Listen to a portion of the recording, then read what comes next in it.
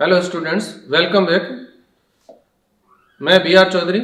मैं विकास कुमावत। आज अपन डिस्कस करेंगे गुरु नीति के इस एपिसोड में सॉल्यूशन टॉपिक डिस्कस करेंगे। और सॉल्यूशन के अपन ने दो पार्ट किए हैं। फर्स्ट पार्ट में अपन जस्ट कंसंट्रेशन टर्म्स है, हेनरी लॉ है, या फिर relative lowering in vapour pressure है, या एलिवेशन ऑफ बॉइलिंग पॉइंट है, ये डिस्कस करेंगे। बिल्कुल सर। और इसके अलावा वेपर प्रेशर के बारे में हम फर्स्ट पार्ट में डिस्कस करेंगे और सेकंड पार्ट में बाकी के जितने भी अपनी कॉलिगेटिव प्रॉपर्टीज बच गई है या एबनॉर्मल कॉलिगेटिव प्रॉपर्टीज जो है क्वांटा फैक्टर को शामिल करते हैं, तो इनकी बात हम सेकंड पार्ट में करेंगे। तो पहले अपन सांद्रता इकाइयां या कंसंट्रेशन टर्म्स देखेंगे, ये यहाँ से शुरुआत करेंगे। तो देखते हैं अभी क्वेश्चन नंबर 1। फर्स्ट क्वेश्चन देखते हैं। तो decreasing order of mass of pure NaOH in each of the aqueous solution, मतलब प्रत्येक जलीय विलयन में शुद्ध NaOH का जो भार है उसका घटता हुआ सही क्रम क्या है। ठीक है, तो ये W/V W/W ये दे रखा है। तो पहले थोड़ी बात कर लेते हैं इनके बारे में। हाँ सर। ये जो परसेंटेज स्ट्रेंथ है, जो कि एक सांद्रता इकाई है, परसेंटेज स्ट्रेंथ, ठीक है। ठीक है, तो ये तीन प्रकार का परसेंटेज स्ट्रेंथ, तीन प्रकार का, W/W, W/V और V/V। W/W percentage strength, next हो गया W/V percentage strength, W/V percentage strength, और लास्ट आपका हो जाएगा V/V परसेंटेज। ठीक है सर। ये फर्स्ट और सेकंड कॉमन है, क्योंकि ये solid in liquid solution common होता है, तो उसके लिए यही होगा। लास्ट वाला only liquid in liquid solution. ठीक है, ये वाला मतलब आपके कहने का मतलब है कि ये केवल लिक्विड इन लिक्विड सॉल्यूशन के लिए होता है, यानी अपना सॉल्यूट भी लिक्विड हो और सॉल्वेंट भी लिक्विड हो, उस केस में ही होगा। तो फर्स्ट और सेकंड में यहाँ क्या मीनिंग है इसका? तो W का मतलब वेट है, मास, ओके, और V का मतलब वॉल्यूम। ठीक है, इसको परसेंट बाई मास भी कहा जाता है। अच्छा, उसको परसेंट बाई वॉल्यूम कहते हैं। मोस्ट कॉमन ये दो ही है। अच्छा, ठीक है। सॉलिड इन लिक्विड सॉल्यूशन के लिए दो ही है। जैसे यूरिया का एक्वा सॉल्यूशन है, तो उसके लिए ये तो होगा ही नहीं ना, यूरिया सॉलिड। हाँ, ठीक है। इसका मतलब ये परसेंट बाई मास और वो परसेंट बाई वॉल्यूम। तो मीनिंग क्या है इनका? तो मीनिंग ये है सर, W/W दे रखा है, इसका मतलब वेट है सॉल्यूट का भी। ठीक है, ऊपर जो डेटा दे रखा है वो सॉल्यूट के लिए, वो सॉल्यूट के लिए, और नीचे वाला सॉल्यूशन के लिए। बिल्कुल। अच्छा, ऊपर वाला डेटा जो है वो सॉल्यूट के लिए और नीचे वाला डेटा जो है सॉल्यूशन के लिए। Not for solvent, solution. Solvent तो एक ही कंसंट्रेशन टर्म में काम में आता है, और वो है मोलैलिटी। बाकी किसी में सॉल्वेंट काम में नहीं आता। तो यहाँ क्या मीनिंग है? परसेंट है, इसका मतलब आउट ऑफ 100 है। तो 100 ग्राम सॉल्यूशन में सॉल्यूट का जो अमाउंट होगा उसको कहेंगे W/W। यानी हम अगर W/W लिखें तो मैं ऐसा बोल सकता हूं कि मास ऑफ सॉल्यूट इन ग्राम, ठीक है, और दिस शुड बी इन ग्राम। और नीचे आ जाएगा अपने पास मास ऑफ सॉल्यूशन उसी सेम यूनिट में। अगर ऊपर ग्राम में लिया है तो नीचे भी ग्राम में एंड मल्टीप्लाइड बाय 100। ठीक है, तो अपन ये कह सकते हैं कि mass of solute present in 100 gram of solution. ठीक है, जस्ट लाइक आपको ये कहा कि 10% W/W aqua solution of NaCl। आपको कहे कि इसका मीनिंग क्या है? आपको कहे कि इसका क्या मीनिंग है सर? हाँ बिल्कुल सर, इसका मतलब ये हो जाएगा फिर कि 10 gram urea is present in 100 gram solution. बिल्कुल। You can also say 10 gram urea present with 90 gram of water. बिल्कुल, क्योंकि 100 ग्राम सॉल्यूशन है, सॉल्वेंट कितना है? 90 ग्राम। ठीक है, तो ठीक है, 10 gram urea, 10 gram solute present in 100 gram of solution, और 10 gram solute present with 90 gram of solvent. ठीक है। ऐसे अगर मैं इसको V कर दूं, यहाँ जहां W का रखा है यहाँ अगर V कर दूं मैं, तो इस कंडीशन में क्या होगा? देखो 10% W/V कर दिया मैंने। अच्छा, तो फर्स्ट पार्ट सेम रहेगा। बिल्कुल। कैसे? 10 gram urea is dissolved in 100 ml solution, 100 ml of. ठीक है, और लास्ट में अब हम ऐसा नहीं बोल सकते कि 10 gram of urea is present in 90 ml solvent. नहीं, यहाँ दोनों अलग अलग आ गए ना।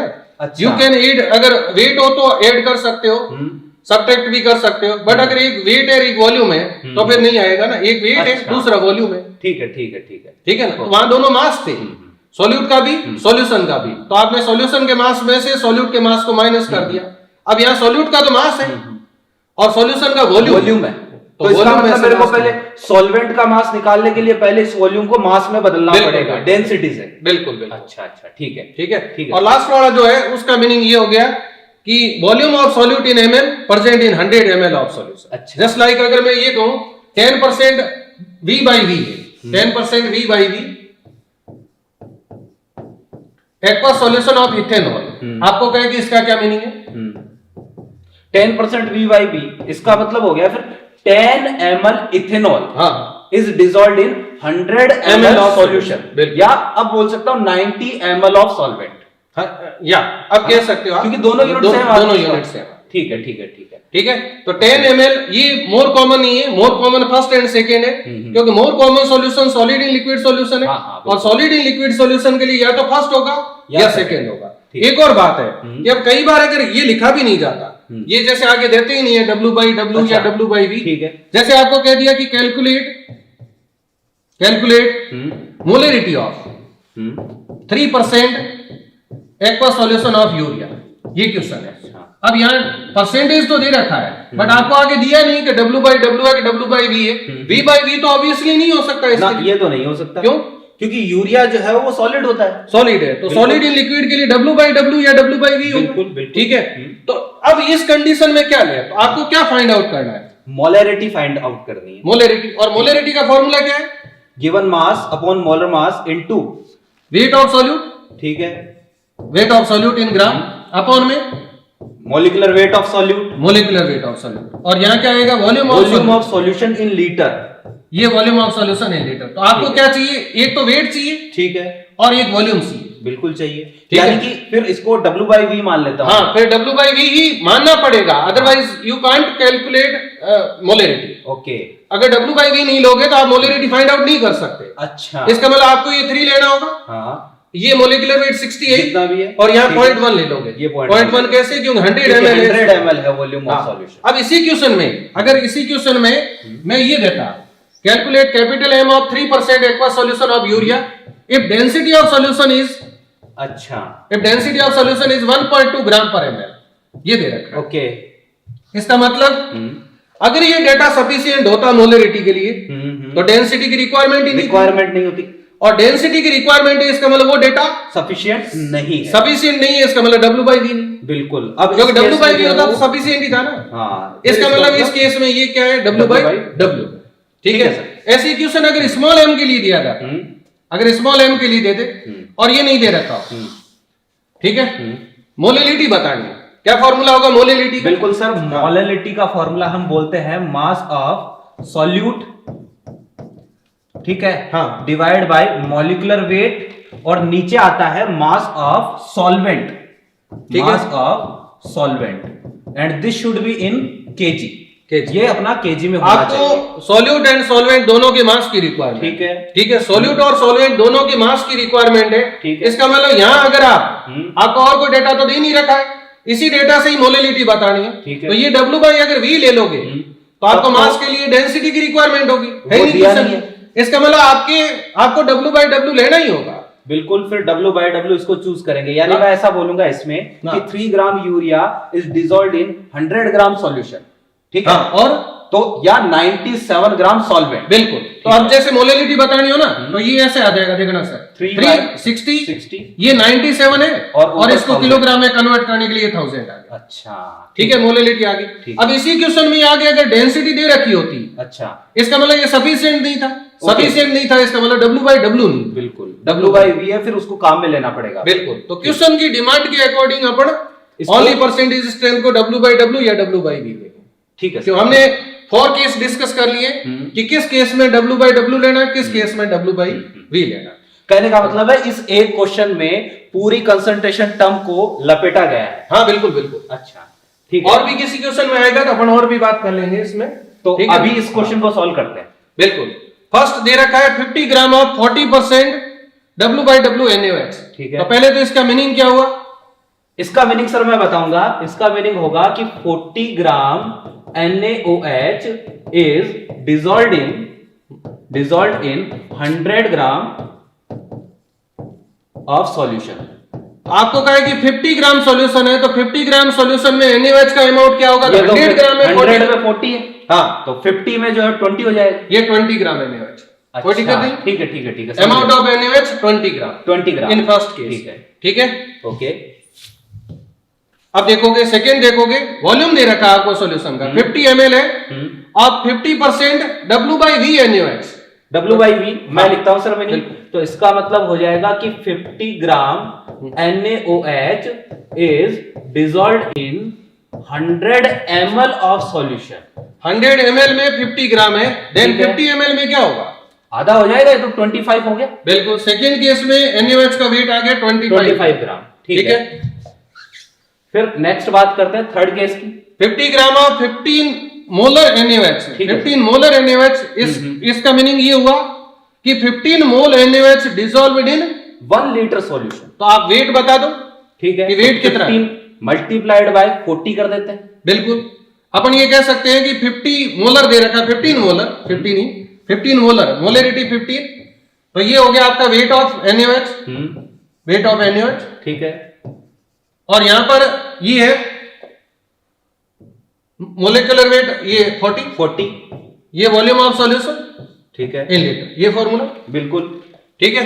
तो अब अपन यहां पर ये 50 मोलर NaOH दे रखा है और उसका वेट दे रखा है 50 ग्राम, सॉल्यूशन का मास दे रखा है, बिल्कुल 50 ग्राम सॉल्यूशन का मास दे रखा है, तो डेंसिटी 1 है, इसका मतलब वही वॉल्यूम हो जाएगा, बिल्कुल वही वॉल्यूम हो जाएगा। तो वॉल्यूम आपको दे रखा है 50 ml दे रखा है, ठीक है, ठीक है। तो वेट ऑफ NaOH बता दो 50 ml है, इसका मतलब ये हो गया यहां से 600 is equal to weight of NaOH चाहिए अपने को, ठीक है। और ये ml में है तो इसको 1000 और ये लीटर में 50 कन्वर्ट करना पड़ेगा, और ये 1000, ठीक है, बिल्कुल।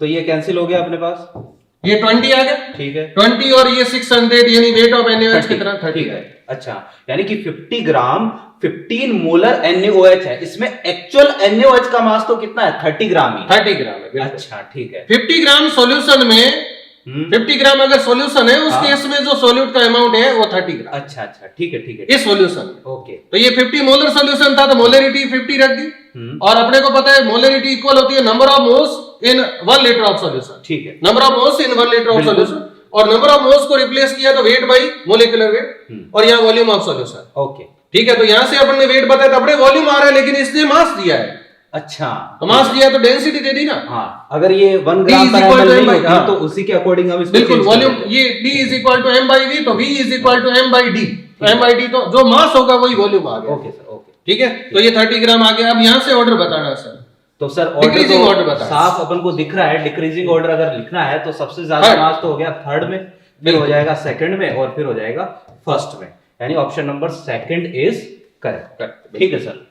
तो ये था कंसंट्रेशन टर्म का अपना पहला क्वेश्चन। नेक्स्ट क्वेश्चन की तरफ चलते हैं, वो भी बिल्कुल इसी के तरह होगा, जिसमें आसपास की सारी चीजों को लपेटा जाएगा। देखिए सेकंड क्वेश्चन देखते हैं, calculate the molality small m, okay, जो अभी डिस्कस किया था हमने, हाँ बिल्कुल, of a 1 litre solution of 93% sulphuric acid W/V, given है अपन को इस बार, the density of the solution is 1.84 gram per ml। ये तो अभी अपन ने ऐसा ही केस डिस्कस किया था बिल्कुल, बिल्कुल। पिछले क्वेश्चन। तो अभी सबसे पहले उसको मेंशन करते हैं कि उसका मीनिंग क्या है। तो मीनिंग हो जाएगा सर इसका 93 ग्राम H2SO4 is dissolved in 100 ml solution, in 100 ml of solution, ठीक है, ठीक है। 100 ml ऑफ सॉल्यूशन है, तो इसका अपन मास भी बता देंगे, बिल्कुल सर, क्योंकि डेंसिटी गिवन है, तो density is equal to mass over volume अपने पास होता है, डेंसिटी 1.84 गिवन है, तो यहां से अगर मैं मास निकालूं तो 1.84 into 100, in this case this will be equal to 184 gram, this तो is ये हो mass of जाएगा solution। 93 gram sulphuric acid in 184 gram of solution, कोई डाउट नहीं ना सर, बिल्कुल। तो सॉल्वेंट का अगर मास कहे तो सॉल्वेंट का मास ले तो 184 में से ये 93 माइनस करना पड़ेगा, ठीक है। तो small m is equal to यही होता है, small m is equal to weight of solute 93, molecular weight of solute molecular weight 98 होता है, 98 सल्फ्यूरिक एसिड का, वेट ऑफ सॉल्वेंट 184 माइनस 93, तो ये 91, बिल्कुल, बट ये ग्राम में है, हाँ, तो केजी में बदलना पड़ेगा इसको, कन्वर्ट कर दिया केजी में, ये तो 1000, ठीक है। तो ये आपका आ जाएगा 10.4 मोल पर केजी, मोल पर केजी के अंदर ये ठीक मोलरिटी है, इसको मोलल भी बोलते हैं, हाँ बिल्कुल, मोलल भी। तो ऑप्शन तो नंबर ये सेकंड आपका आ जाएगा 10.4, यानी सेकंड ऑप्शन, ठीक है सर, ठीक है, ठीक है। ऐसा ही क्वेश्चन तो बिल्कुल मतलब क्लियरली कुछ भी नहीं है, हमने बिल्कुल इसको एक्सप्लोर किया है कि 93 ग्राम ये आपको दे रखा था, इसका मीनिंग क्या है। फिर अपने को मोलिलिटी की रिक्वायरमेंट थी, तो सॉल्वेंट का वेट चाहिए था, और सॉल्वेंट का वेट तभी तो आएगा जब सॉल्यूशन का वेट होगा, क्योंकि उसमें से माइनस करेंगे सॉल्यूट का वेट। ठीक है, तो ये मोलैलिटी आ गई। अब नेक्स्ट देखते हैं, क्वेश्चन नंबर 3 देखते हैं। ये 20 ml of 0.2 m aluminum sulfate is mixed with 20 ml of 6.6 m BaCl2. Okay, The concentration of Cl minus ion solution is, जो रिजल्टिंग सॉल्यूशन होगा उसमें क्लोराइड आयन की कंसंट्रेशन क्या पूछी। ठीक है, मिक्सिंग का, दो सॉल्यूशन की मिक्सिंग का केस है बिल्कुल। और रिएक्शन भी लेनी होगी, जैसे ये एल्यूमिनियम सल्फेट है, ठीक है सर, एल्यूमिनियम सल्फेट, इसकी रिएक्शन होगी किससे? BaCl2। तो इस साइड में ये फॉर्मेशन हो जाएगा, अपने पास बनेगा बेरियम सल्फेट BaSO4 प्लस साथ में AlCl3। तो बैलेंस करेंगे, Al2 है, इसका मतलब 2AlCl3, बिल्कुल ठीक है। उसके बाद में अपन ये देखते हैं, क्लोरीन इधर 6 हो गए, सल्फेट है, इसका मतलब ये 3 आ जाएगा, ठीक है, तो ये हो जाएगा 3BaCl। ओके, ये बैलेंस हो गया, बैलेंस हो गई रिएक्शन। ठीक है। अब अपन देखते हैं कि मिलीमोल कितने हैं, मिलीमोल कितने हैं। तो आपको लिमिटिंग रिएजेंट भी आइडेंटिफाई करना होगा, ये प्रॉब्लम में लिमिटिंग रिएजेंट की भी कंसेप्ट है। 20 ml into 0.2, ठीक है, तो मल्टीप्लाई कर देते दोनों को, मिलीमोल आएंगे, तो कितने मिलीमोल? 4, ठीक है। 6.6 into 20, ठीक है, कितने आ गए? 6 into 20 ये आ गया अपने पास 132, ठीक है, 132, ठीक है। अब लिमिटिंग रिएजेंट कैसे आइडेंटिफाई करते हैं, आपको पहले बिल्कुल आपने मोल कंसेप्ट में बताया था, लिमिटिंग रिएजेंट फाइंड करना कैसे करते हैं कि जो भी गिवन मोल है उनको स्टोइकोमेट्रिक कोएफिशिएंट से डिवाइड करते हैं, बिल्कुल स्टोइकोमेट्रिक कोएफिशिएंट से डिवाइड करते हैं, ठीक है। 4 को डिवाइड करेंगे 1 से, और 132 को डिवाइड करेंगे 3 से। अब देखो इनमें से कौन सी वैल्यू मिनिमम है? ऑब्वियसली सर ये वाली वैल्यू ही कम आएगी, तो ये लिमिटिंग रिएजेंट है, इसके अकॉर्डिंग फॉर्मेशन होगा। जब इसका 1 मिलीमोल यूज होगा तो उसके 3 मिलीमोल यूज होंगे, इसके जब 4 मिलीमोल यूज होंगे तो इसके कितने मिलीमोल यूज होंगे? 12। इसको बिल्कुल 12 से, तो 132 में से माइनस कर देंगे 12। यहां पर कितने का फॉर्मेशन होगा? वैसे ये प्रेसिपिटेट की फॉर्म में, बाकी नोट करना चाहे तो लिख सकते हैं कि इसके कितने का फॉर्मेशन हो जाएगा? 12 होगा, बिल्कुल। उसके 1 से इसके 3 बन रहे हैं, बिल्कुल, तो 4 से इसके और इसके कितने मिलीमोल का फॉर्मेशन होगा? 8, इसके 8 मिलीमोल। अब अपने को जो कंसंट्रेशन बतानी है वो क्लोराइड आयन की बतानी है, ठीक है, तो मैं क्लोराइड आयन की मिलीमोल बताता हूं। तो सबसे पहले तो ये रह गए 120 मिलीमोल रह गए इसके, ठीक है, इसके BaCl2, ओके। 1 मिलीमोल अगर BaCl2 का हो ना तो क्लोराइड के मिलीमोल 2 होंगे। 2 कैसे आयोनाइज होगा? Ba+2, बिल्कुल। BaCl2 जब आयोनाइज होगा तो एक तो मिलेगा हमारे पास Ba+2 और 2Cl माइनस। अगर इसका 1 मोल है तो Ba+2 का तो 1 मोल होगा, इसके 2 होंगे, इसका 1 मिलीमोल है तो वही बात मिलीमोल के लिए आ जाएगी कि इसका 1 मिलीमोल और उसके 2 मिलीमोल, तो 120 दे रखा है, इसका मतलब क्लोराइड के मिलीमोल कितने हुए? 240 ये यहां से होंगे। BaCl2 से तो 240 बच गए, ठीक है, ठीक है। और AlCl3 का भी तो फॉर्मेशन हुआ है, बिल्कुल। 1 मिलीमोल अगर AlCl3 का हो तो इसका मतलब क्लोराइड के कितने मिलीमोल? सर ये ऐसे टूटेगा ना, Al+3 और 3Cl माइनस, इसका मतलब इसका 1 है तो 1 से इसके 3 मिलेंगे, बिल्कुल, तो इसके 8 है, तो 24 हो गए टोटल, बिल्कुल। तो ऐड कर देता हूं मैं, बिल्कुल, ये 24 ऐड कर दिया। अब टोटल वॉल्यूम से डिवाइड कर दो जो ml में है, ठीक है, तो 40 आ जाएगा, 20 and 20 ये 40 आ, ठीक है। तो ये हो जाएगा। यहाँ इसको जो है वो, क्योंकि मोलैरिटी इक्वल टू हम बोलते हैं मोल पर लीटर, हाँ, तो इसको लीटर में चेंज नहीं करेंगे इस बार। अब ये मिलीमोल थे ना, मिलीमोल को मोल में कन्वर्ट कर दो, वॉल्यूम ml में लीटर में कन्वर्ट कर दो, तो बात एक ही है। अच्छा, यानी यू कैन सी मोलैरिटी में ये जैसे है, n को अगर v से डिवाइड करो, v लीटर में लेते हो, अगर यहाँ मिलीमोल ले लो तो वॉल्यूम ml में। अच्छा, ठीक है, ठीक है। तो इसका मतलब ये है कि अगर ऊपर मिलीमोल है तो नीचे ml में, बिल्कुल, वॉल्यूम in ml, ठीक है सर, ठीक है। तो अब ये डिवाइड कर दिया, डिवाइड करते ही ये आ जाएगा आपका 264, बिल्कुल, ऐड करेंगे 264 अपॉन में 40, ठीक तो है। ये डिवाइड करोगे तो आपका ये आ जाएगा 6.6, ठीक है, 6.6, बिल्कुल। तो ऑप्शन नंबर 2 इज करेक्ट, बिल्कुल, ठीक है, ये करेक्ट।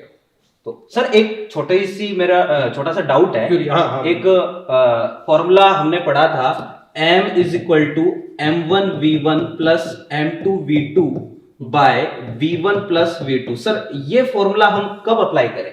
ये तब अप्लाई करते हैं जब सेम टाइप का सॉल्यूट के सॉल्यूशन हो, यूरिया का सॉल्यूशन हो, हाँ, एक पर्टिकुलर मोलरिटी का, ठीक है, अदर भी यूरिया का सॉल्यूशन हो अदर मोलरिटी का, दोनों के वॉल्यूम भी डिफरेंट हो। अच्छा, अगर मिक्स कर दिया और आपको कहा कि रिजल्टेंट सॉल्यूशन की मोलरिटी क्या होगी, उस केस में टोटल मोल्स को डिवाइड कर देते हैं टोटल वॉल्यूम से। अच्छा, ये मोलरिटी है रिजल्टेंट सॉल्यूशन। हाँ, बिल्कुल।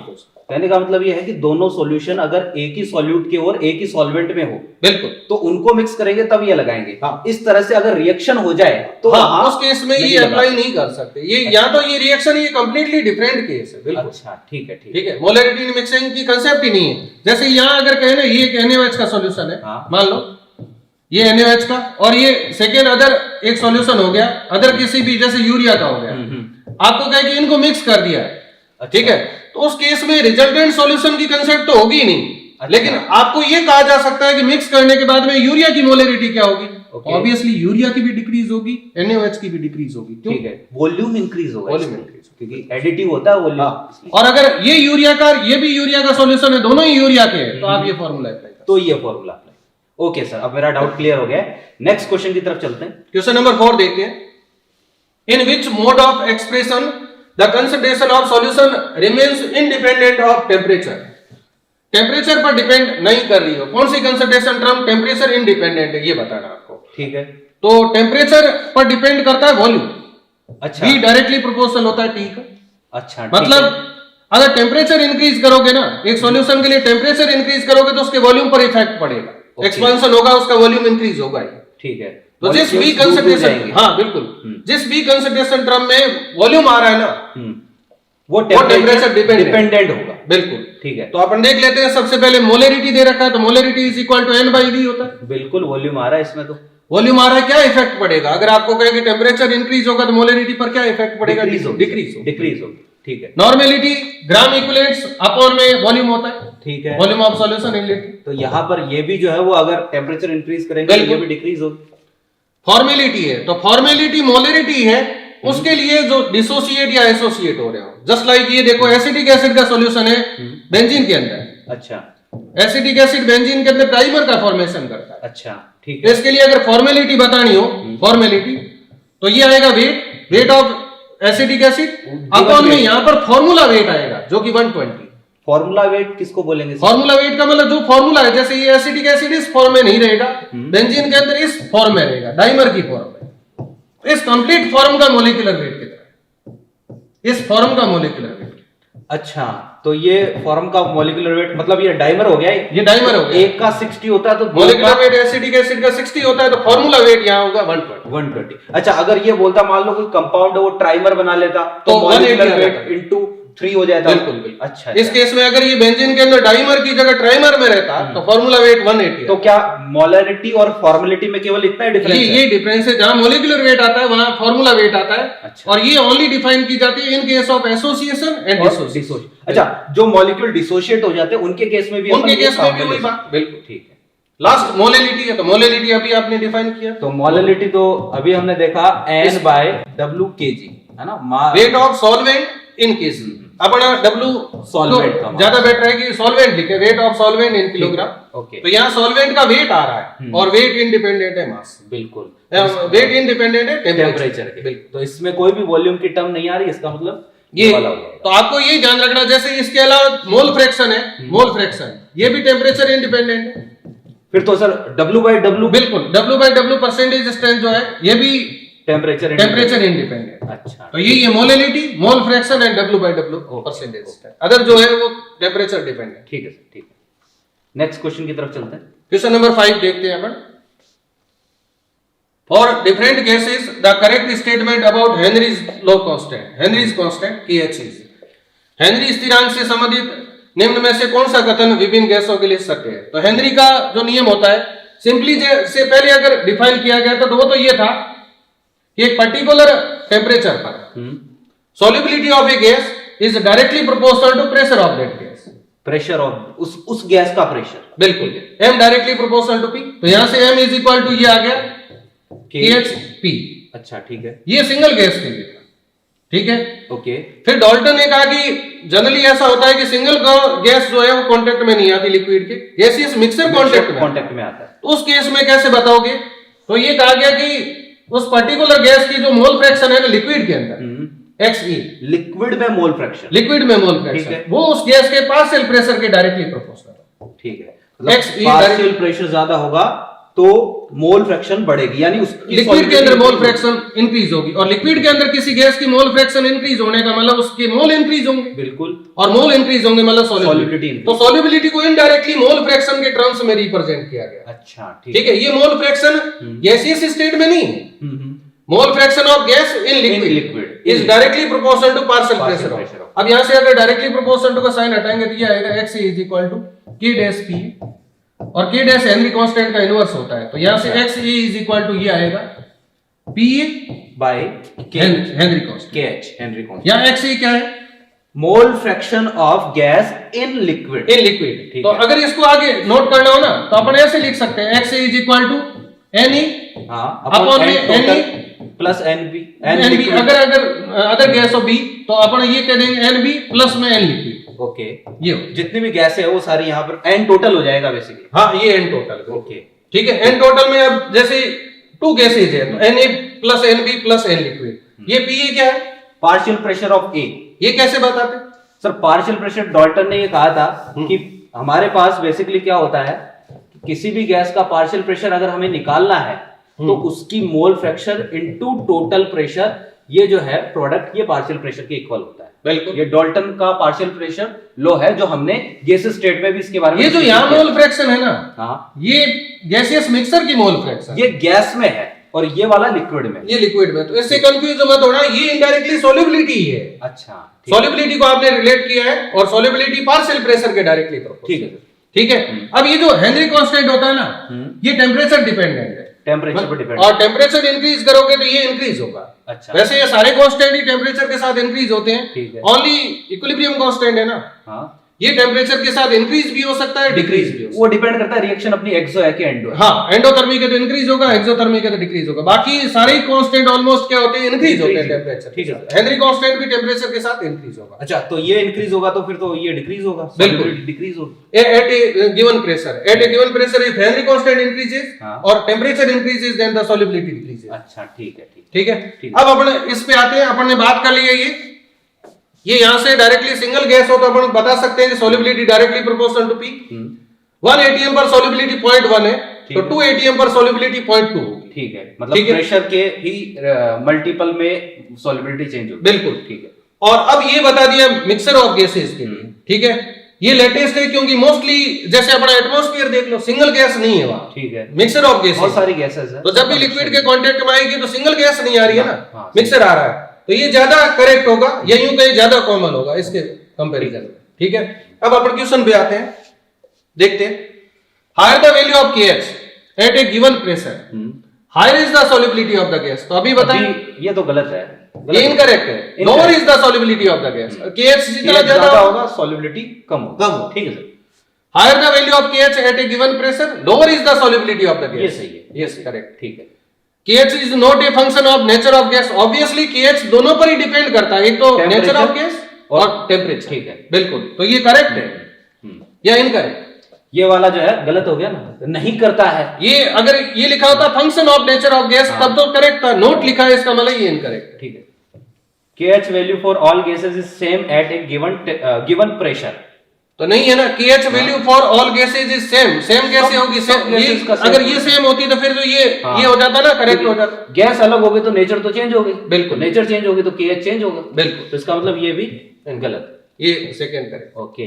तो यहां पर हमने हेनरी कांस्टेंट की बात, हेनरी लॉ जो है वो बेसिकली आपको ये बताता है कि अगर किसी गैस का एटमॉस्फेयर में पार्शियल प्रेशर इंक्रीज करोगे तो उसकी सॉल्युबिलिटी भी क्या होगी? इंक्रीज होगी।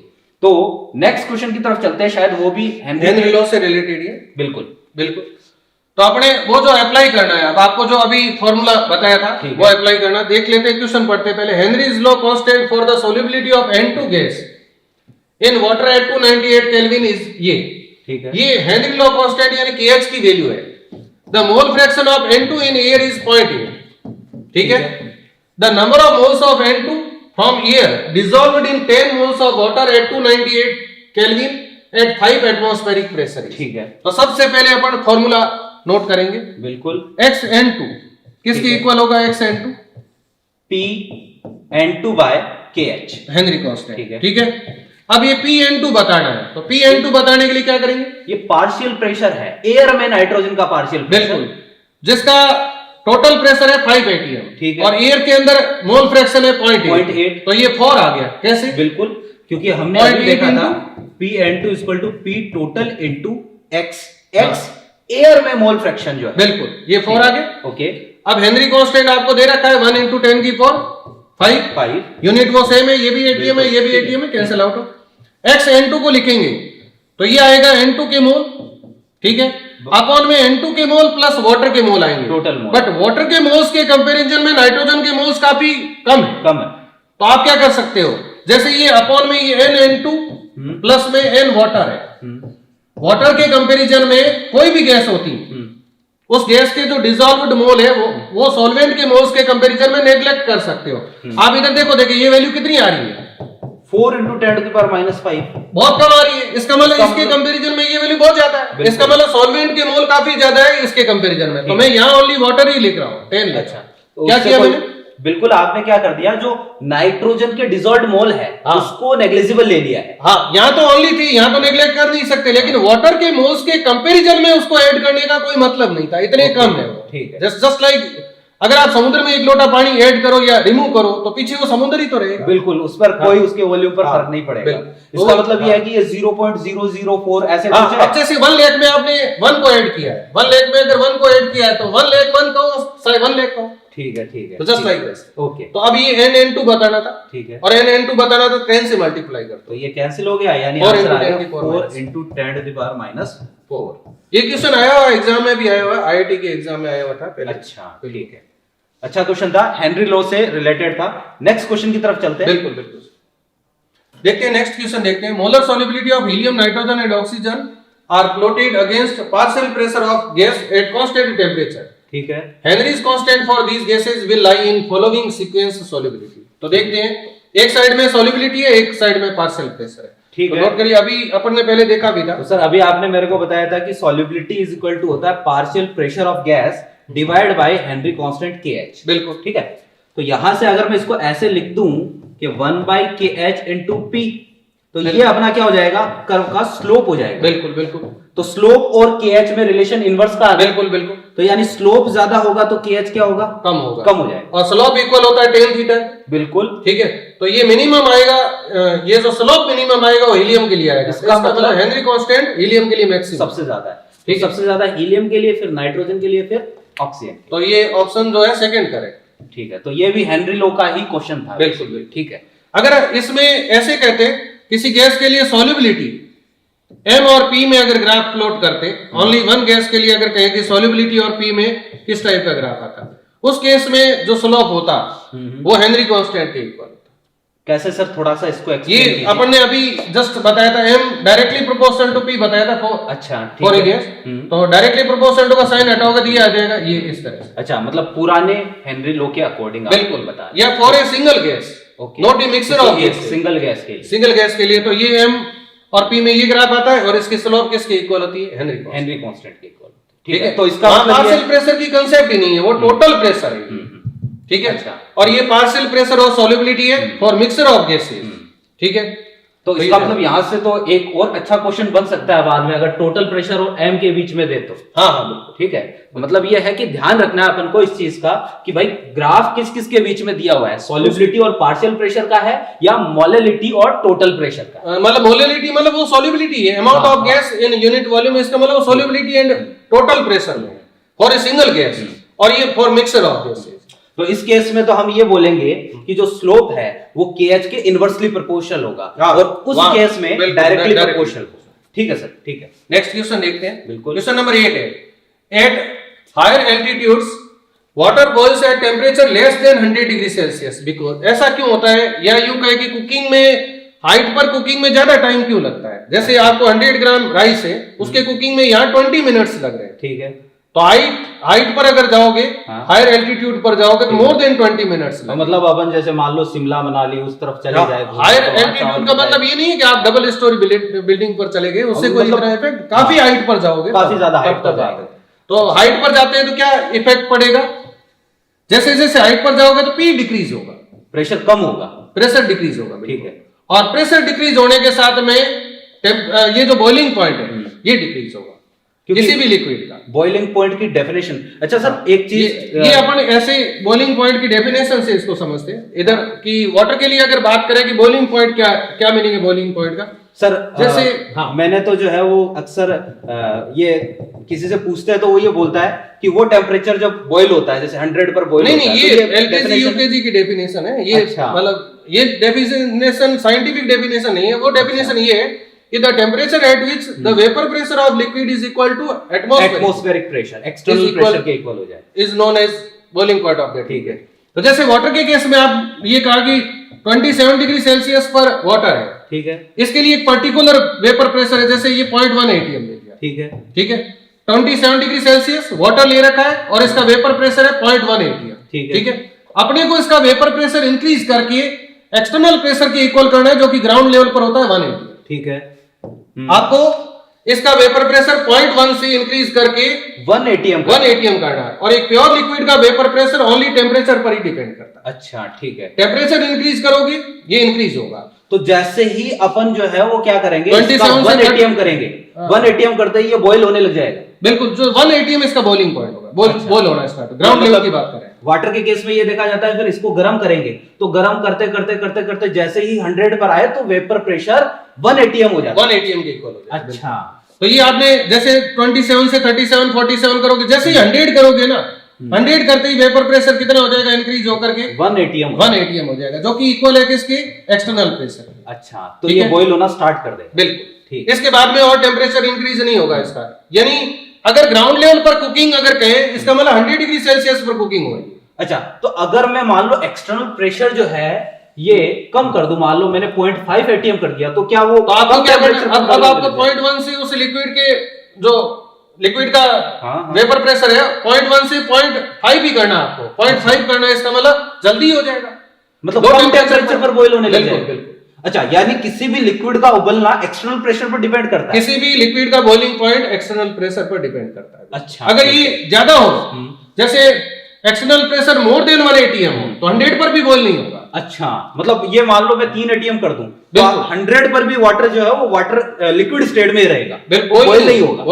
अच्छा, ठीक है, ठीक है। बॉइलिंग पॉइंट उसका डिपेंड करता है किस पर, एक्सटर्नल प्रेशर। यही तो रीजन है कि प्रेशर कुकर जो होता है उसमें यही तो अरेंजमेंट होता है कि प्रेशर इंक्रीज किया जाता है।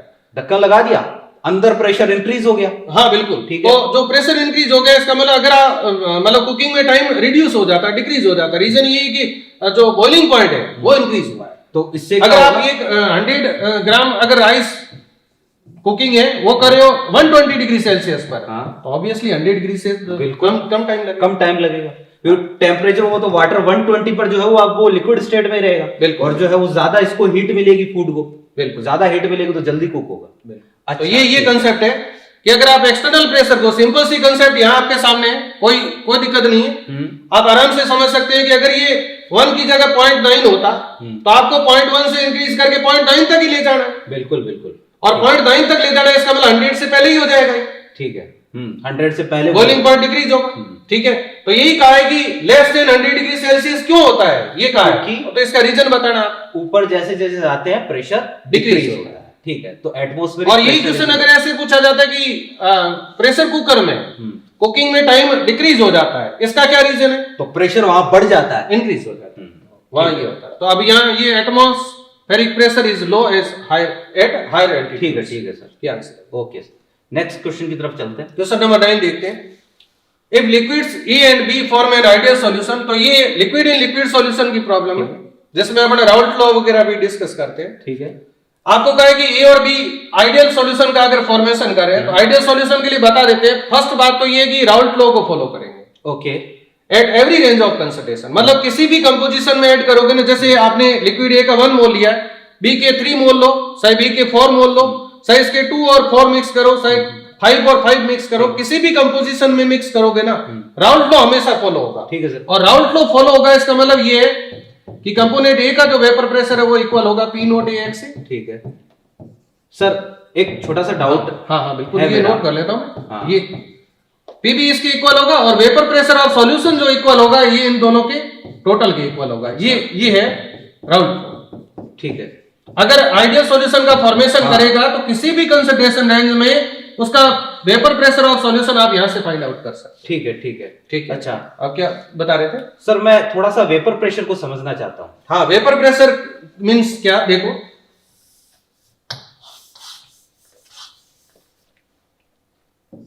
किसी भी पर्टिकुलर टेम्परेचर, जैसे 27 डिग्री सेल्सियस की बात कर दी, ये वाटर है, प्योर लिक्विड है, ठीक है, वाटर ले रखा है, इसकी सरफेस पर जो वेपर होगी, ठीक है, जो इसके साथ इक्विलिब्रियम में, ओके, ये जो वेपर है इसके द्वारा इस लिक्विड की सरफेस पर जो प्रेशर अप्लाई किया जाएगा, इस पर्टिकुलर टेम्परेचर पर उस लिक्विड का वेपर प्रेशर, अच्छा, मतलब विद टेम्परेचर ही डिफाइन करेंगे अपने से।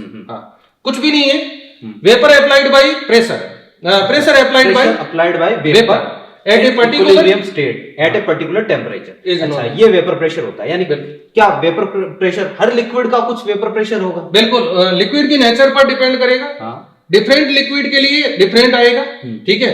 दूसरी बात, किस पर डिपेंड नहीं करेगा, तो लिक्विड के अमाउंट पर डिपेंड नहीं करेगा, सरफेस एरिया पर डिपेंड नहीं करेगा, और अगर प्योर लिक्विड के लिए कहे ना तो ओनली टेम्परेचर पर ही डिपेंड करेगा। सर, एक बार एक क्वेश्चन मेरे को याद आ रहा है, किसी एग्जाम में आया था, एग्जाम का नाम तो एग्जैक्टली पता नहीं है, कि ये था कि अपने पास एक कंटेनर है और इस कंटेनर को क्या किया है कि अभी इसका सरफेस एरिया ए है, हाँ, फिर जो है वो इसको एक लकड़ी के कॉर्क से इसका a/3 सरफेस एरिया कवर कर दिया, तो नया वेपर प्रेशर क्या होगा? इसका मतलब वेपर प्रेशर इस पर डिपेंड नहीं करेगा। बिल्कुल, मतलब पहले अगर वेपर प्रेशर P था तो अभी भी P ही रहेगा। बिल्कुल, वेपर प्रेशर सरफेस एरिया पर डिपेंड नहीं करता, ना अमाउंट पर डिपेंड। तो डिपेंड टेम्परेचर पर, जैसे अभी आपने बताया था कि किसी प्योर लिक्विड का वेपर प्रेशर टेम्परेचर पर डिपेंड करता है। हाँ, बिल्कुल, ठीक है, ओके। अब ये क्वेश्चन तो लिक्विड इन लिक्विड सॉल्यूशन का है, जिसमें आपको कहा है कि क्या करेक्ट है, तो एक लिक्विड इन लिक्विड सॉल्यूशन के लिए फर्स्ट बताया कि राउल्ट लॉ को फॉलो करेगा। अच्छा, सेकंड बात ये है कि जब भी मिक्स करोगे ना, neither heat released nor absorbed during the formation of solution, यानी डेल्टा एक्स जीरो होगा। और रीजन इसका ये है कि फोर्स ऑफ अट्रैक्शन जो है ना तो डिक्रीज होगा, नहीं इंक्रीज होगा, यानी आइडियल सॉल्यूशन के केस में ये आएगा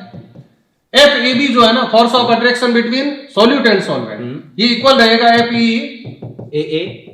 और FB, यानी B और B, मान लो ये अपना सॉल्यूट और ये सॉल्वेंट, तो सॉल्यूट और सॉल्वेंट के इक्वल रहेगा सॉल्यूट सॉल्वेंट अट्रैक्शन। तो अट्रैक्शन है तो इंक्रीज हुआ है, ना डिक्रीज हुआ है, तो इसका मतलब आप ये कह सकते हो कि जो सॉल्यूशन का वॉल्यूम है ना वो कंपोनेंट के वॉल्यूम के टोटल के इक्वल होगा। जैसे 10 ml लिक्विड E है, 20 ml B है, तो रिजल्टेंट सॉल्यूशन का वॉल्यूम 30 ml आएगा, ना तो लेस देन 30 ml ना मोर देन 30। ये आइडियल सॉल्यूशन के आइडियल के केस में। अगर नॉन आइडियल होता ना तो या तो कॉन्ट्रैक्शन होता वॉल्यूम में, अगर फोर्स ऑफ अट्रैक्शन इंक्रीज होता तो, ठीक है, और अगर फोर्स ऑफ अट्रैक्शन डिक्रीज होता तो एक्सपांशन होता, तो वॉल्यूम ज्यादा, ओके, ठीक है। तो delta X zero, delta we भी जीरो, डेल्टा वी मिक्सिंग भी जीरो होगा, जीरो, ठीक है। बट एक बात ध्यान रखेंगे, एंट्रोपी ऑफ मिक्सिंग जीरो नहीं रहेगा।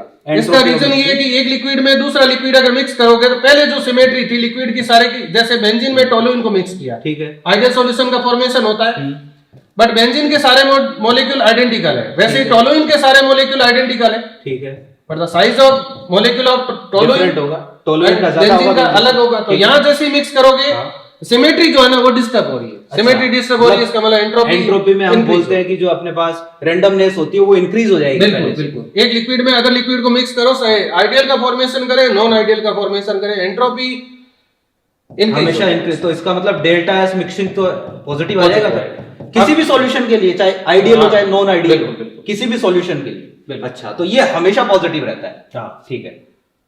तो अब इसमें से देख लेते हैं कि क्या करेक्ट है। The free energy of mixing is zero, नहीं, ये जीरो नहीं आएगा। डेल्टा जी मिक्सिंग के बारे में हम क्या बोलते हैं सर? ये नेगेटिव होता है। अभी बता देते हैं, ये इस तरह से कि पहले ये आ गया, ये जीरो, ठीक है। According to Gibbs energy equation delta G is equal to delta H minus T delta H. तो ये तो जीरो था, तो ये आगे यही रहा, ओके। तब और ये पॉजिटिव है, इसका मतलब ये डेल्टा जी हमेशा नेगेटिव आएगा। अच्छा अच्छा, आइडियल सॉल्यूशन के लिए अपन ये कह सकते हैं, आइडियल के अलावा तो नहीं कह सकते क्योंकि उनके लिए फिर ये जीरो नहीं रहेगा। आइडियल के लिए अपन ये तीन बातें बता सकते हैं, ये कह सकते हैं कि ये जीरो रहेगा, डेल्टा वी जीरो रहेगा, डेल्टा जी नेगेटिव आएगा, ठीक है, और ये पॉजिटिव आएगा। ये आइडियल के लिए अपन बता, ये तीनों के बारे में, ये आइडियल के लिए ये सेट सही है, थर्मोडायनामिक पैरामीटर, ठीक है ठीक है। अब इनमें से देख ले। तो सबसे पहला स्टेटमेंट है the free energy of mixing is zero, मिश्रण की मुक्त ऊर्जा शून्य है, तो ये तो गलत है, नेगेटिव है। ये कह रहा है दोनों ही जीरो, सेकंड में कह रहा है, तो ये भी ये भी एंथैल्पी ऑफ मिक्सिंग जीरो, ये बिल्कुल डेल्टा है जीरो एंथैल्पी का मतलब the entropy of mixing is zero, ये भी ये हमेशा पॉजिटिव होती है, तो ये भी गलत हो गया। बिल्कुल ओके सर, यानी option number third is correct. बिल्कुल नेक्स्ट क्वेश्चन की तरफ चलते हैं। क्वेश्चन नंबर 10 देखते हैं। आपको यहाँ पर ये आइडेंटिफाई करना है कि किसमें डाइपोल डाइपोल इंटरेक्शन है, मेजर इंटरेक्शन डाइपोल डाइपोल है, ये बताना। Among the following mixtures dipole dipole as the major interaction is present in, निम्न मिश्रणों में से किसमें द्विध्रुव द्विध्रुव आकर्षण मुख्यतया है, ये बताना है। तो पहले में बेंजीन कैसा है, पोलर या नॉन पोलर है सर। कार्बन टेट्राक्लोराइड भी नॉन पोलर है, तो यहाँ तो मीनिंग ही नहीं, बिल्कुल दोनों लिक्विड में डाइपोल डाइपोल इंटरेक्शन होना चाहिए, तो ये गया। यहाँ बेंजीन था तो ये वैसे हटा दिया। ये देखो एसीटोन एंड ये CH3CN मेथिल साइनाइड, ठीक है। तो ये कहने का मतलब है यहाँ इस बॉन्ड में देख लो कार्बन ऑक्सीजन बॉन्ड में पोलैरिटी, ठीक है, और वहां कार्बन नाइट्रोजन बॉन्ड में पोलैरिटी है, ठीक है। तो ये डाइपोल डाइपोल हो गया मेजर। और ऐसा ही अपने पास जो है वो कार्बन और नाइट्रोजन में हो जाएगा, ये नेगेटिव ये पॉजिटिव, तो ये डाइपोल डाइपोल इंटरेक्शन। अच्छा सर, इससे इसको हम सॉल्यूशन में क्वेश्चन क्यों दिया है, ये कहाँ काम में लेंगे इसको? पॉजिटिव नेगेटिव डेविएशन में कहीं इसको रिलेट कर सकते हैं? बिल्कुल कर सकते हैं, जहां अगर अट्रैक्शन इंक्रीज हो रहा हो अट्रैक्शन डिक्रीज हो रहा हो वहां ले सकते हैं। मतलब जो नॉन आइडियल अगर लिक्विड हो तो लिक्विड को लिक्विड में मिक्स किया गया हो तब ले सकते हैं। जस्ट ये तो अब जैसे KCl एंड वाटर दिया है तो ये तो सॉलिड इन लिक्विड आ गया, लिक्विड इन लिक्विड में अप्लाई कर सकते हैं कि कहीं अगर अट्रैक्शन इंक्रीज हो रहा है तो नेगेटिव डेविएशन है, और अगर डिक्रीज हो रहा है तो positive liquid non ideal solution की कैटेगरी। बिल्कुल ठीक है। नेक्स्ट देखेंगे क्वेश्चन नंबर 11 में। तो on mixing 10 ml of acetone with 40 ml of chloroform total volume of solution is. तो ये जो क्लोरोफॉर्म एंड एसीटोन है ना, ये नेगेटिव डेविएशन का एग्जांपल है। और रीजन क्या है इसका, ये है कि जैसे ही आप एसीटोन में क्लोरोफॉर्म को ऐड करोगे हाइड्रोजन बॉन्डिंग का फॉर्मेशन इस तरह से, ठीक है। और हाइड्रोजन बॉन्डिंग का अगर फॉर्मेशन होगा इसका मतलब नेट अट्रैक्शन पर क्या इफेक्ट पड़ेगा, पहले की बजाय बढ़ जाएगा। बिल्कुल ठीक है। ये एक अलग टाइप का हाइड्रोजन बॉन्डिंग का फॉर्मेशन होता है। ये देखो ऑक्सीजन एंड ये हाइड्रोजन बॉन्ड तो हाइड्रोजन बॉन्डिंग का फॉर्मेशन हो रहा है, इसका मतलब नेट अट्रैक्शन पहले की बजाय ज्यादा हो गया है, नेट अट्रैक्शन इंक्रीज हो रहा है, वेपर प्रेशर डिक्रीज हो रहा है, वेपर प्रेशर डिक्रीज, क्योंकि मॉलिक्यूल्स पास आएंगे। और अपन ने जो क्लासिफिकेशन किया हुआ है ना कि पॉजिटिव डेविएशन नेगेटिव डेविएशन, ये वेपर प्रेशर के बेसिस पर ही किया गया है कि अगर वेपर प्रेशर राउल्ट लॉ से कैलकुलेटेड वेपर प्रेशर के इक्वल आ रहा हो देन आइडियल सॉल्यूशन है। अच्छा, और लेस देन एक्सपेक्टेशन आ रहा हो, मेरा एक्सपेक्टेशन से मतलब राउल्ट लॉ है, जितना अपन ने सोचा राउल्ट लॉ से, मान लो राउल्ट लॉ से जो है वो 500 आना था, अगर 480 आ रहा है तो नेगेटिव साइड में डेविएशन, तो नेगेटिव डेविएशन, और अगर 520 आ रहा है तो पॉजिटिव साइड, और एग्जैक्ट 500 आ रहा है तो आइडियल सॉल्यूशन। तो नेगेटिव कब आएगा, यानी vapour pressure less than expectation कब आएगा, जब अट्रैक्शन इंक्रीज होगा, अट्रैक्शन मॉलिक्यूल्स पास आएंगे तो वेपर प्रेशर कम हो जाएगा। ठीक है, और उस केस में वॉल्यूम पर क्या इफेक्ट पड़ेगा, डिक्रीज, पास आएंगे तो वॉल्यूम डिक्रीज होगा। बिल्कुल ठीक। अब ये वॉल्यूम का इक्वेशन है, आपको कहा है कि यहाँ वॉल्यूम, अब जैसे इथेनॉल एंड वाटर का केस लेते हैं यहाँ, तो इथेनॉल एंड वाटर के केस में जो हाइड्रोजन बॉन्डिंग होती है ना, net hydrogen bonding ethanol and water में, वो हाइड्रोजन बॉन्डिंग डिक्रीज होती है, डिक्रीज होती है, इसका मतलब ये नेगेटिव डेविएशन की जगह पॉजिटिव डेविएशन का है, यानी वहां वॉल्यूम इंक्रीज होगा। इथेनॉल और वाटर को मिलाकर अगर वो 10 ml और 40 ml मिक्स करते तो मोर देन 50 ml आएगा। अगर आइडियल होता है तो एग्जैक्टली 50 ml आता। ठीक है, यहाँ क्या बताएंगे, लेस देन 50 ml। ठीक है, तो इसका नेगेटिव डेविएशन है तो पहले से जितना होना चाहिए उससे कम मिलेगा। ठीक है, option number first is correct. ठीक है, ये बात अपन ने पहले जैसे डेल्टा वी 0 बताया था आइडियल के लिए, तो अगर नेगेटिव होगा तो डेल्टा वी नेगेटिव आएगा। ठीक है, ये हो गया। तो नेक्स्ट देखते हैं आगे question number 12। Mole fraction of component E in vapour phase is 0.6 and in liquid solution is 0.8। ठीक है, total vapour pressure of solution will be if vapour pressure of pure is 540 mm of mercury. ठीक है, तो यहाँ पर Raoult law and Dalton law को compare करेंगे। दोनों पहले तो ये बताते हैं कि राउल्ट लॉ क्या बताता है। तो राउल्ट लॉ ये बताता है कि पीए जो होता है वो इक्वल होता है P0 A XA। ऐसे अगर पीबी की बात करें तो P0 B XB। ठीक है, अब ये जो डाल्टन लॉ अप्लाई होगा ना, ये वेपर मिक्सर के लिए अप्लाई होता है। ये तो लिक्विड का मिक्सर है ए एंड बी का। अच्छा, और ये इनकी वेपर है। ठीक है, ये mixer of vapour of A and B, A और बी की वेपर का मिक्सर है। क्योंकि डाल्टन का पार्शियल प्रेशर लॉ गैसेस के लिए, राउल्ट का लो लिक्विड के लिए, राउल्ट लो वेपर प्रेशर बताता है, but in terms of liquid state mole fraction of liquid बताता है। तो ये यहाँ एक्स लिक्विड स्टेट में मोल फ्रैक्शन है, एक्स बी मोल फ्रैक्शन है कंपोनेंट बी की लिक्विड स्टेट में। अच्छा ठीक है। और वेपर स्टेट में मोल फ्रैक्शन को मैं वाई ए से रिप्रेजेंट कर रहा हूं और ये वाई बी से। अच्छा ठीक है, X A plus X B is equal to B 1 होगा, 1 होगा, Y A plus Y B भी 1 होगा। हाँ, तो जैसे अपन ये कहेंगे 2 मोल आपने इसके लिए 3 इसके लिए, तो यहाँ ये 2/5 और ये 3/5 होगा। ठीक है। अब वेपर स्टेट में मान लो कंपोनेंट ए का 0.1 मोल है, तो ये पॉइंट और कंपोनेंट बी का 0.3 मोल है। अच्छा, वेपर स्टेट में, वेपर स्टेट में तो टोटल वेपर के मोल 0.4 हुए। आपको कहें कि भाई ये क्या होगा, तो 0.1/0.4 यानी कि 1/4 और वो 3/4, ये 3/4। ठीक है। अब यदि आपको लिक्विड कंपोजिशन दे रखा हो किसी भी सॉल्यूशन का, आपको अगर एक्स ए की वैल्यू दे रखी हो और आपको वाई ए या वाई बी की वैल्यू पूछे, तो राउल्ट लॉ को डाल्टन्स लॉ से कंपेयर करने पड़ते, विदाउट कंपेयरिंग नहीं बता सकते। तो according to Dalton's law, Dalton law कहाँ अप्लाई होगा, ही अप्लाई होगा। ओके, तो किसके इक्वल बताएंगे, पी पीए कंपोनेंट ए का पार्शियल प्रेशर कह दो, पी ए किसकी, total Y A into P total, P total, बिल्कुल ठीक है। और ऐसे ही अगर पी बी कहेंगे तो Y B into P total, बिल्कुल ठीक है। अब इक्वल कर देते हैं दोनों, बिल्कुल, तो किसके इक्वल आ जाएगा, Y A into P total किसके इक्वल आएगा, P not A X A, P not A x.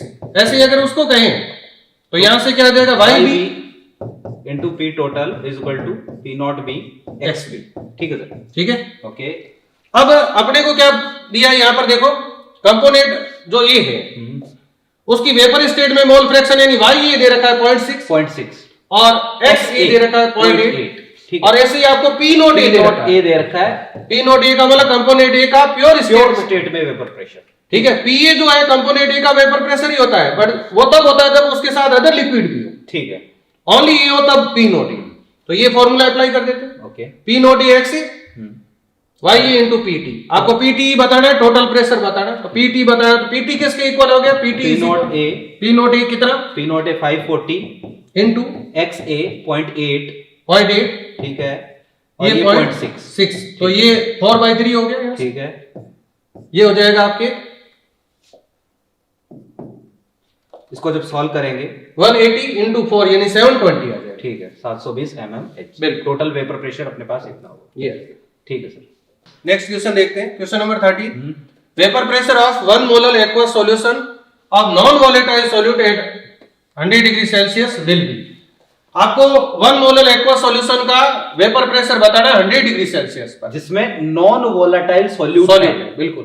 तो 100 डिग्री सेल्सियस, पहले तो ये बताओ कि 100 डिग्री सेल्सियस क्या है, वाटर का बॉइलिंग पॉइंट, बॉइलिंग पॉइंट है वाटर का। तो आप यहां से कह सकते हो ये एक्वस सॉल्यूशन है, इसका मतलब यहाँ जो सॉल्वेंट है ना वो वाटर है। अच्छा, तो आप ये कहना चाहते हैं कि इस टेम्परेचर पर इसका जो वेपर प्रेशर है वो 1 atm होगा, 1 atm होगा। अच्छा, इसका मतलब यहाँ एक इंफॉर्मेशन है आपके पास, 100 डिग्री सेल्सियस अगर दिया है, इसका मतलब आपके पास में प्योर सॉल्वेंट का वेपर प्रेशर दे रखा है, यानी पी नोट दे रखा है, और वो पी नोट है 760।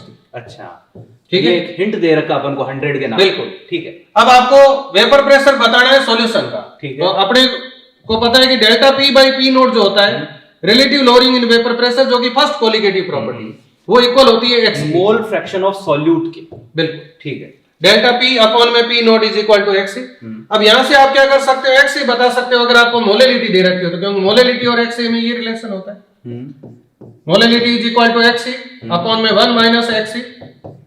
ये यहाँ पर 1000 और ये यहाँ पर मोलिकुलर वेट ऑफ सॉल्वेंट, ठीक है, ठीक है।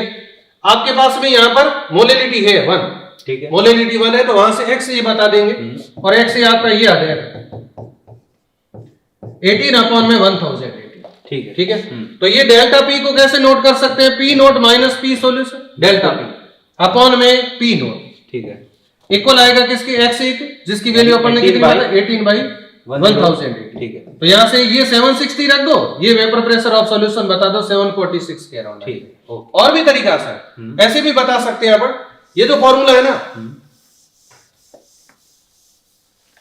इस तरीके से भी बता सकते हैं। ये वेपर प्रेशर ऑफ सॉल्यूशन जो होता है वो इक्वल होता है पी नोट एक्स बी के, ठीक है, बिल्कुल।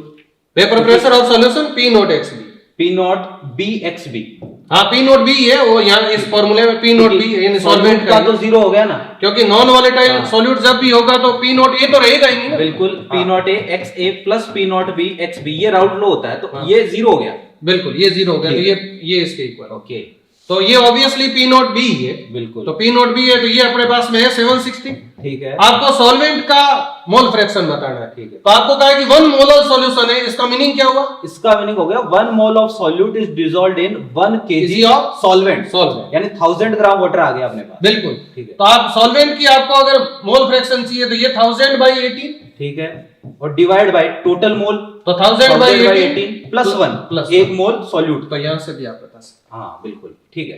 तो ये क्वेश्चन था अपना किसका? ये क्वेश्चन था अपना non volatile solute, first colligative property. First colligative property, solid in liquid solution में फर्स्ट जो कॉलिगेटिव प्रॉपर्टी है वो relative lowering in vapour pressure की है कि अगर किसी प्योर सॉल्वेंट में अगर नॉन वॉलेटाइल सॉल्यूट ऐड करोगे ना तो उसका वेपर प्रेशर डिक्रीज होगा। क्या रीजन क्या है सर वेपर प्रेशर डिक्रीज होने का, क्यों हो जाता है? रीजन ये है कि ये जैसे आपने एक लिक्विड लिया है, ये प्योर लिक्विड है, ठीक है, तो सरफेस पर ओनली लिक्विड के ही पार्टिकल है। अभी जैसे सॉल्वेंट है मान लो, तो सरफेस पर केवल सॉल्वेंट के पार्टिकल, तो 100% सरफेस अवेलेबल है फॉर वेपोराइजेशन। अच्छा, कंप्लीट सरफेस अवेलेबल है वेपोराइजेशन के लिए। अब इसमें अगर नॉन वॉलेटाइल सॉल्यूट ऐड कर देते हो, यानी सॉलिड सॉल्यूट ऐड कर देते हो, जस्ट यूरिया ऐड कर दिया, तो इसमें जगह जगह पर जो है ये कुछ पार्ट जो है ना, जैसे ये इसी में ही बात कर लेते हैं, इसी सरफेस पर ये जो सरफेस का कुछ पार्ट है वो ऑक्यूपाई हो जाएगा किसके द्वारा? नॉन वॉलेटाइल सॉल्यूट, यूरिया के मॉलिक्यूल ऑक्यूपाई तो इसका मतलब अपन ये कह सकते हैं कि इस केस में 100% सरफेस अवेलेबल नहीं है वेपोराइजेशन के लिए, तो वेपर डिक्रीज होगी, तो वेपर प्रेशर डिक्रीज होगा। तो अपन ये कह सकते हैं कि the vapour pressure of A solution is always less than the vapour pressure of pure solvent, and the difference is known as lowering in vapor pressure। lowering in vapor pressure, relative lowering अलग चीज है। तो उसको अगर P note से divide कर दो lowering in vapor pressure को, तो इसको relative lowering in vapor, pure solvent के वेपर प्रेशर से कंपेयर करना तो रिलेटिव लॉवरिंग। बिल्कुल बिल्कुल, ठीक है सर, ये था first qualitative property. Next question देखते हैं।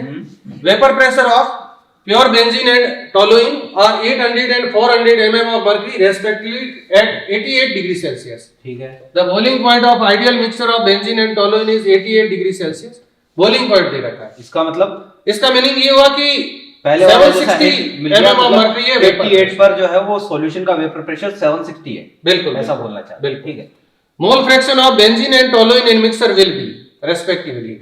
तो ये आइडियल सॉल्यूशन का फॉर्मेशन करेंगे बेंजीन और टोलुइन, बिल्कुल करेंगे। ठीक है, तो P किसके इक्वल होगा? P नोट A अपन यहाँ B और बिल्कुल, तो P naught B X B plus P naught T X T. बिल्कुल, अपन इस फॉर्मूले को ऐसे भी नोट कर सकते हैं कि एक्स टी को रिप्लेस करें अपन, तो ये एक्स बी से रिप्लेस कर देते। बिल्कुल, तो क्या नोट कर सकते हैं? PT टोटल क्या होगा? 2 कंपोनेंट है, बिल्कुल, तो X B plus X T equal to 1। बिल्कुल, तो एक्स टी इक्वल टू आ गया 1 माइनस एक्स बी। बिल्कुल, ठीक है, ये आ गया।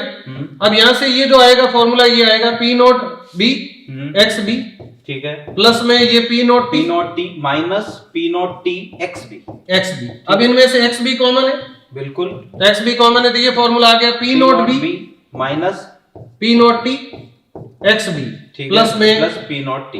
P naught. अब तो सारे डेटा अपने पास अवेलेबल, तो ये 760 दे रखा है, P नोट B दे रखा है, P नोट T दे रखा है, और ये P नोट T भी दे रखा है, तो ये वैल्यू रख देंगे, यहाँ से अपन एक्स बी बता देंगे, और बेंजीन की मोल फ्रैक्शन जो है वो आएगी, तो यहाँ से एक्स बी बताएंगे तो ये 0.9 आएगा, और एक्स बी 0.9 आएगा, तो ये 1 में से माइनस 0.1 हो जाएगा। ठीक है, ओके, बिल्कुल ठीक है। तो ये था क्वेश्चन नंबर 14। नेक्स्ट क्वेश्चन की तरफ, और ये लिक्विड इन लिक्विड सॉल्यूशन का था। अच्छा, बेंजीन और टोलुइन जो है बेसिकली आइडियल सॉल्यूशन है, ये भी यहाँ ध्यान रखने वाली बात। यहाँ पर भी इसी टाइप का, for a solution containing non volatile solute the relative lowering of vapour pressure is 0.2।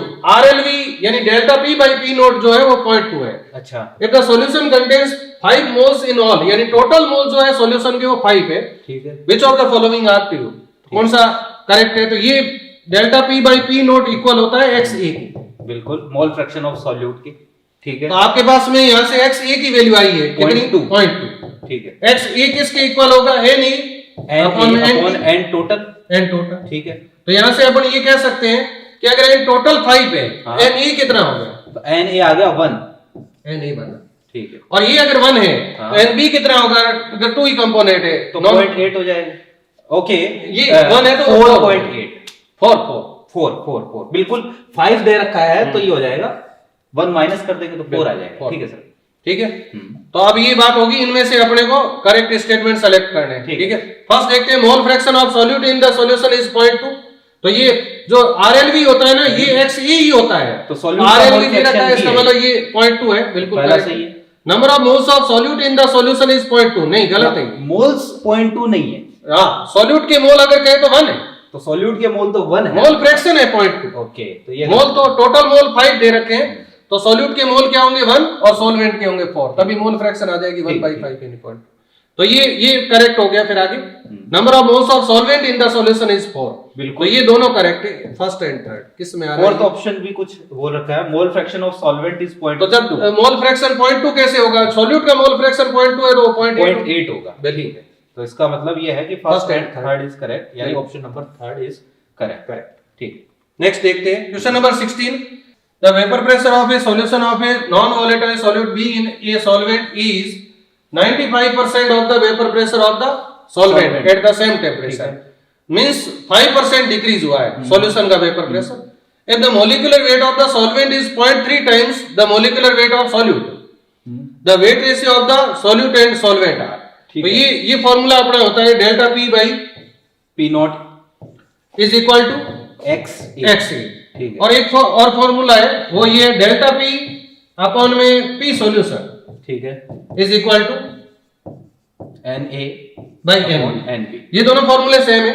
ठीक है, कोई अप्रोक्सीमेशन नहीं है इन फॉर्मूला में। अच्छा, इसी से ये डेराइव किया है। ठीक है, अब देखते हैं डेल्टा P अपॉन में P सॉल्यूशन, इसका मतलब P नोट 100 लेते थे। जब भी परसेंटेज की बात करें ना कि 95% रह गया है, 90% रह गया है, इसका मतलब स्टार्टिंग 100 ले लेते हैं। तो ये डिक्रीज कितना हुआ? 5 और ये 95 वेपर प्रेशर ऑफ सॉल्यूशन बिल्कुल is equal to Na by Nb। Na को कैसे नोट कर सकते हैं? WA बिल्कुल divide by molecular weight, Me molecular weight of solute. मैं सॉल्यूट को A ले रहा हूं, इसने सॉल्यूट को B लिया है, तो B लिया तो अपन भले ही इसको B ले सकते हैं, ये B ले लेते हैं। ठीक है, इसको भी हाँ बिल्कुल, अपन सॉल्यूट को A और सॉल्वेंट को B ले रहे हैं, यहाँ सॉल्यूट को B लिया है, तो ये मैं NB कर रहा हूँ। NB का मतलब मोल fraction of solute, moles of solute. ठीक है, और ये मोल्स ऑफ सॉल्वेंट। ठीक है, ताकि कंफ्यूजन ना हो। हाँ बिल्कुल, क्वेश्चन के अकॉर्डिंग कंफ्यूजन नहीं। WB upon molecular weight of B means solute, ये WE और ये ME। ठीक है, अब आपको भी सॉल्यूट कर देते हैं। बिल्कुल सॉल्यूट कर देते हैं, इसका मतलब ये XB आ जाएगा, XB। ठीक है, इस क्वेश्चन के अकॉर्डिंग। बाकी अपन जैसे थ्योरी वगैरह डिस्कस करते हैं तो ये सॉल्यूट को ले रहे हैं और सॉल्वेंट को भी, तो क्वेश्चन के अकॉर्डिंग, क्वेश्चन में जैसा भी दे रखा हो उस अकॉर्डिंग आप ले लेना। Delta P by P naught equal होता है मोल फ्रैक्शन ऑफ सॉल्यूट। ठीक है, ये सॉल्यूट की मोल फ्रैक्शन है XB। तो ये फॉर्मूला आ गया। अब यहाँ इसमें ये 1/19 आ गया, 1/19। इसके आगे एक और डेटा दे रखा है, क्या कहा है कि किसका किसके कंपैरिजन में? सॉल्वेंट का जो मोलिकुलर वेट है ना, सॉल्वेंट का मोलिकुलर वेट यानी Ma जो है वो Mb के कंपैरिजन में कितने टाइम है? Na equal to 0.3 Mb। हाँ, तो ये 0.3 आ गया यहाँ पर, 0.3। और आपको ये बताना है WB बाय WA, ये ही बताना है अपन को। हाँ, WB बाई WA बताना है। हाँ ठीक है, WB बाई WA। तो ये 0.3 से इधर मल्टीप्लाई कर देते हैं, तो ये 1 अपॉन में 5.7 आ जाएगा, 5.7 WB बाई WA, यानी वेट ऑफ सॉल्यूट अपॉन में वेट ऑफ सॉल्वेंट। इसका रेशियो ये आएगा 1 अपॉन में 5.7। तो डिवाइड कर देते हैं, ये 0.17 के अराउंड। ओके, उल्टा करेंगे तो 0.17 आ जाएगा। बिल्कुल ठीक, नेक्स्ट क्वेश्चन की तरफ बढ़ते हैं। नेक्स्ट देखते हैं, नेक्स्ट क्वेश्चन, क्वेश्चन नंबर 17 देखते हैं। तो सिंपली आपको ये कहा है कि विच of the following colligative properties is associated with the concentration term molarity. Capital M किस में आता है?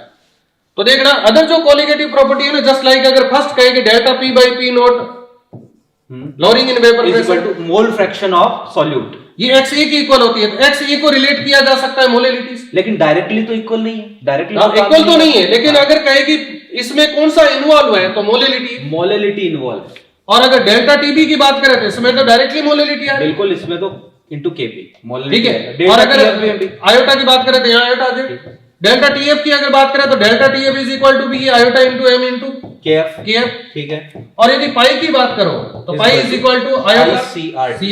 C यहाँ मोलरिटी है। ठीक है, तो इसका मतलब ये हुआ केवल और केवल डायरेक्टली या इनडायरेक्टली थ्री जो कॉलिगेटिव प्रॉपर्टीज है इनमें मोलरिटी आ रही है, ठीक है, और ये जो फोर्थ कॉलिगेटिव प्रॉपर्टी है इसमें मोलरिटी आ रही है। तो यानी हालांकि डाइल्यूट सॉल्यूशन के लिए मोलरिटी एंड मोलरिटी जो है इक्वल होती है, अप्रोक्सीमेटली इक्वल होती है, बट कौन सी इंक्लूड हो रही है, कौन सी आ रही है, तो ऑस्मोटिक प्रेशर में मोलरिटी नहीं आ रही, मोलरिटी आ रही है। ठीक है, ठीक है।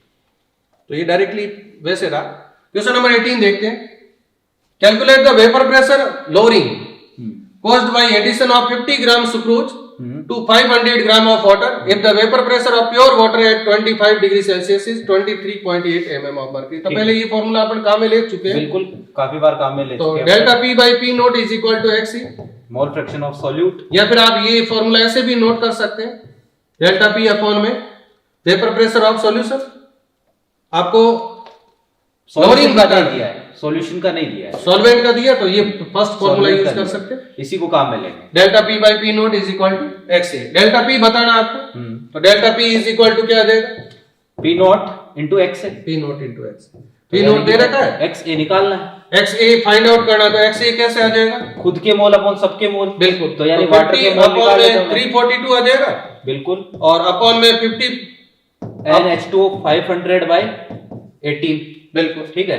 तो ये तो आ जाएगा अपने पास, कोई दिक्कत नहीं है, सॉल्व कर लेंगे अपने आप उसमें। अब एन सुक्रोज का जो है वो अपने को दे रखा है मास 50 by 342, तो मोल फ्रैक्शन तो यहां से निकाल ही सकते हो, खुद के मोल अपॉन, और फिर आपको डेल्टा P बताना है, तो delta P is equal to P naught की जगह ये रख देंगे, ये वैल्यू 23.8 इनटू ये XA हो जाएगा, और XA यहां से आ जाएगा, और XA में आने में ये सॉल्यूट के मोल है, इसको टोटल मोल से डिवाइड कर दो, ठीक है, ठीक है, तो ये वैल्यू आएगी 0.124 ठीक है।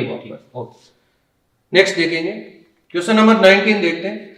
Urea solution is 30% W/W, again W/W है, 30% कर चुके हैं अपन, बिल्कुल। 1 molar glucose solution boils at 100.52 degree Celsius. पता है ये क्या कहना चाह रहा है, ये आपको इनडायरेक्टली वैल्यू दे रहा है Kb की। अच्छा, ठीक है, कि 1 मोलर ग्लूकोज सॉल्यूशन जिसकी मोलरिटी डेल्टा Tb इक्वल होता है आपके iota into M into Kb, ठीक है। यूरिया के लिए, ग्लूकोज के लिए, सुक्रोज के लिए आयोटा 1 होता है, 1 होता है, आयोटा 1 होता है, मोलरिटी 1 है, और ये Kb और डेल्टा Tb कितना आ गया, तो ये 100 माइनस 0.52 आ गया, 0.52 आ गया। इसका मतलब ये Kb की वैल्यू देने के लिए ये डाटा दी, ये लाइन दी है, ठीक है, ठीक है। Kb की वैल्यू दी है, आपको इस सॉल्यूशन के लिए फाइंड आउट करना है बॉइलिंग पॉइंट, तो पहले डेल्टा Tb फाइंड आउट करते हैं, फिर 100 में ऐड करते हैं, बिल्कुल। तो delta Tb is equal to ये आएगा, यूरिया का सॉल्यूशन है, आयोटा तो 1 होगा, मोलरिटी इनटू Kb, Kb आपको मिल ही गया, बिल्कुल। तो मोलरिटी अब फाइंड कर देते हैं पहले, मोलरिटी तो ये 30 है, बिल्कुल, अपॉन में 60, और ये 70, ये मास ऑफ सॉल्वेंट आ जाएगा, क्योंकि अभी अपने इसका मीनिंग लिखना और सीख ये लिया है, 0.5, तो डेल्टा Tb आ गया, यहां से ये 2 आ गया, ये कैंसिल हो गया, तो 100 बाई 2 14 इंटू 0.5, ठीक है, ये डेल्टा Tb है, 100 में इसको ऐड कर दो तो ये 3.71 आता है, ये बिल्कुल 100.3 या 103.7, ठीक है, ठीक है, 103, इसको सॉल्व करेंगे तो ये 100 प्लस में 3.71, तो इसका मतलब ये हो गया आपका 103.71, ठीक है, बिल्कुल। तो option number first is correct. Last question है अपना, लास्ट क्वेश्चन है, बताइए कैसे करेंगे। Equal amount of a solute are dissolved in equal amount of 2 solvent, ठीक है, मतलब ये है कि अपने पास 2 सॉल्वेंट है, A और B, ठीक है, और आपको जो है इनमें जो सॉल्यूट का अमाउंट है, इक्वल अमाउंट सॉल्यूट का मिलाया है, तो 2 सॉल्यूशन तैयार हो गए अपने, सेम सॉल्यूट का इक्वल अमाउंट ऐड किया, इसका मतलब मोल सेम है सॉल्यूट, ठीक है, सेम, जैसे 3 ग्राम यूरिया इसमें भी 3 ग्राम यूरिया इसमें ऐड किया, तो Na सेम है दोनों, ठीक है, ठीक है। फिर आगे आपको बोल रहा है the relative lowering of vapour pressure for the solution A is twice the relative lowering of vapour pressure for the solution B। कहने का मतलब है मोल फ्रैक्शन दे रखी है, delta P by P naught जो है for solution A is twice than the ये, ठीक है, इज इक्वल टू 2 दे रखा है, ठीक है, 2 बाई, अब delta P by P note XA के इक्वल होता है, ये XA होता है, XA के इक्वल होता है, और XA किसके इक्वल होता है, Na अपॉन में NB, Na प्लस NB, और अगर वेरी डाइल्यूट सॉल्यूशन हो तो अपन ये कह सकते हैं Na बाई NB, नेग्लिजिबल कर देते हैं, Na सेम है, NaCl सॉल्वेंट का वेट सेम है, तो X A directly proportional to molecular weight. बिल्कुल। तो आप ये कह सकते हैं कि जो मोलिकुलर वेट का रेशियो आएगा वो कितना आएगा? 2:1 आएगा। यानी कि जो दिया हुआ है बिल्कुल वैसा ही कुछ अपन को चेक करना है। तो इसमें जो है वो फिर इसके अकॉर्डिंग कौन सा ऑप्शन ठीक होगा? बिल्कुल ये आ जाएगा molecular weight of A divide by molecular weight of B। जो रेशियो मोल फ्रैक्शन का दिया ही है वो ही रेशियो मोलिकुलर वेट का भी आ जाएगा। ठीक है, तो ये Ma is equal to 2 MB है। 2 MB, यानी ऑप्शन नंबर 4 इज करेक्ट। तो ये था आज का हमारा सॉल्यूशन फर्स्ट का गुरु नीति का सेशन। उम्मीद करते हैं आपके लिए बहुत ही उपयोगी साबित बहुत होगा। फ्रूटफुल होगा। और एक और सेशन भी है, हमने टॉपिक को काफी हद तक कवर करने की कोशिश की है पूरी तरह से। ठीक है, सेकंड पार्ट में बाकी जो relative lowering of vapour pressure या जितने भी कोलिगेटिव प्रॉपर्टी है उन सबको कवर करेंगे। इसके अलावा सेकंड पार्ट में हम आई की भी बात करेंगे। अब तक हमने आई के बारे में इतनी ज्यादा डिटेल में बात नहीं की है। वन डॉ फैक्टर की बात करेंगे। ठीक है, बाकी इसका जो डिस्क्रिप्शन में आपको लिंक मिल ही जाएगा पीडीएफ का, वहां से आप इसको डाउनलोड करें, अच्छे से सॉल्व करें। कोई डाउट आए तो वो आप वीडियो से कर सकते हैं, अपने डाउट दूर कर सकते हैं। इसके अलावा हमारे चैनल को सब्सक्राइब जरूर करें। धन्यवाद।